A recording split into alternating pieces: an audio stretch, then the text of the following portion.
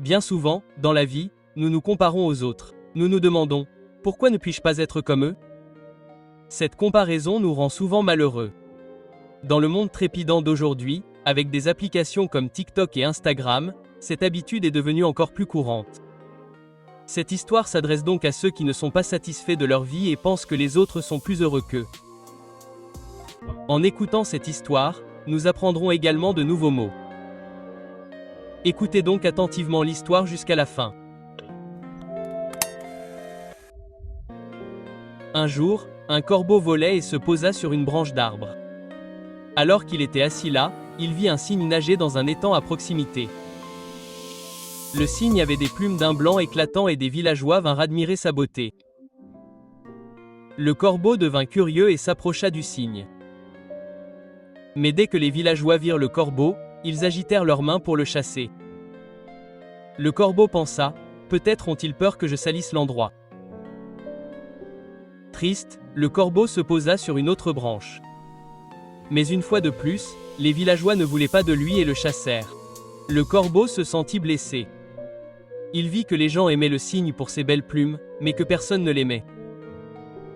Le cœur lourd, le corbeau quitta le village et s'envola au plus profond de la forêt. Assis sur une branche d'arbre, il se mit à pleurer. Il se dit, les gens me détestent à cause de mes plumes noires. Si seulement j'avais des plumes blanches comme le cygne, je serais heureux aussi. Un vieux corbeau qui passait par là le vit pleurer et lui demanda, « Pourquoi es-tu si triste, jeune homme ?» Le corbeau répondit, « Je déteste mes plumes noires. Elles sont si laides. Personne ne m'aime. » Le vieux corbeau sourit et dit, « Si tu pouvais ressembler à n'importe quel oiseau, lequel choisirais-tu » Le corbeau dit rapidement, « Je veux ressembler au cygne. » Tout le monde l'admire. Le vieux corbeau dit, « Il y a une source magique au plus profond de la forêt. Si tu te baignes dans son eau avec un cœur pur, tu peux changer ton apparence. Mais avant cela, pourquoi ne demandes-tu pas au cygne s'il est vraiment heureux ?» Le corbeau acquiesça et retourna à l'étang. Le corbeau alla voir le cygne et lui demanda, « Cher cygne, tu dois être l'oiseau le plus heureux du village. Tes plumes blanches sont si belles et tout le monde t'aime. Es-tu heureux ?» Le cygne baissa les yeux et dit, « Merci pour tes gentils mots. Mes plumes sont peut-être belles, mais je ne suis pas heureux. Les gens me gardent comme animal de compagnie et je ne peux pas vivre librement. Quand je serai vieux, ils pourraient même m'utiliser pour ma viande. Je ne sais pas si je serai encore en vie demain. » Le corbeau fut choqué. « Alors, qui penses-tu être l'oiseau le plus heureux ?» Le cygne répondit, « Je pense que les perroquets sont les plus heureux. Leurs plumes colorées sont plus belles que mes plumes blanches, et les gens ne les mangent pas. » Le corbeau remercia le cygne et s'envola pour trouver un perroquet. Après avoir cherché pendant un certain temps, il en trouva un perché sur une branche. Le corbeau dit, « Cher perroquet, tes plumes colorées sont si belles. Tu dois être l'oiseau le plus heureux. » Le perroquet soupira et dit, « Mes plumes sont jolies, mais à cause d'elles, les gens me mettent en cage. Je passe ma vie enfermé et j'ai toujours peur. » Le corbeau se sentit encore plus triste. Il demanda, « Qui est l'oiseau le plus heureux selon toi ?» Le perroquet répondit, « Le paon doit être l'oiseau le plus heureux.